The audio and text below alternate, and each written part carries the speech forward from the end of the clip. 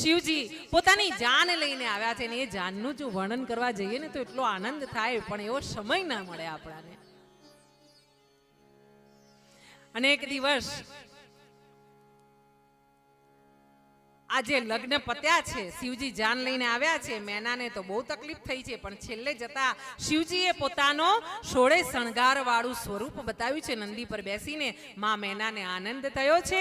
એમણે આરતી ઉતારીને રત્નોને ન્યોછાવર કરીને પોતાના જમાઈને મંડપમાં લીધા છે. કન્યાનું દાન દીધું છે. ઘણું બધું દાન દીધા પછી મહાદેવજીને અને મેના સાથે જેમની પુત્રી પાર્વતીજીને વિદાય કરવામાં આવ્યા છે. અને વિદાય કરીને ભોળિયાનાથ પાર્વતીજીને કૈલાસ પર ગુફામાં લઈને આવ્યા છે. અને અહીંયા પાર્વતીજી અને ભોળિયાનાથ બેઠા છે. થોડોક એમનો સંસારનો સમય નીકળ્યો છે. અને એક દિવસ માં પાર્વતીએ કીધું છે કે સ્વામી ઘણા દિવસ થયા છે, મને મારા પિતાની યાદ આવે છે, મારા માની યાદ આવે છે, મારે પિયર જવું છે.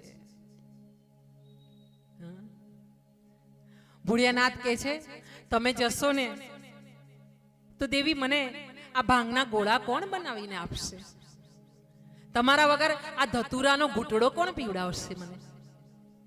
હા, કારણ કે પત્નીને ખબર હોય કે સવારે ઉઠે તો એને 2 ભાખરી સાથે પ્રેશરની નાની ગોળી કે સુગરની ગોળી, હા, ચામાં આટલી ખાંડ આટલું દૂધ, ચા ઉકાળેલી કેટલી વાર ઉકાળવાની, આ બધું પત્નીને જ ખબર હોય.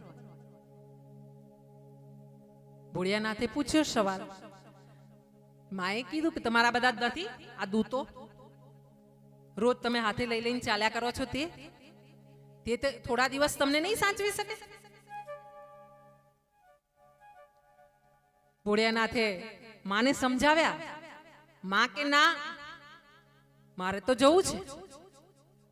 ને મહારાજ ભોળિયાનાથે નંદીને તૈયાર કર્યો અને 2-4 ગણો પણ એમને સાથે આપ્યા. માં કે મારે ગણોની જરૂર, આ તમારા ગણો તમારી પાસે તમારા ભાઈબંધોને રાખો, હું મારી રીતે જઈશ નંદી સાથે.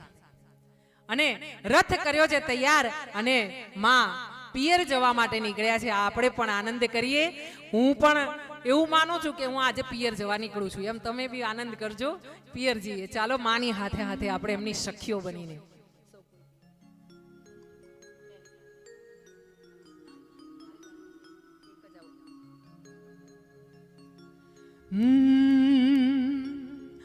સૌ કોઈ પિયરિયામાં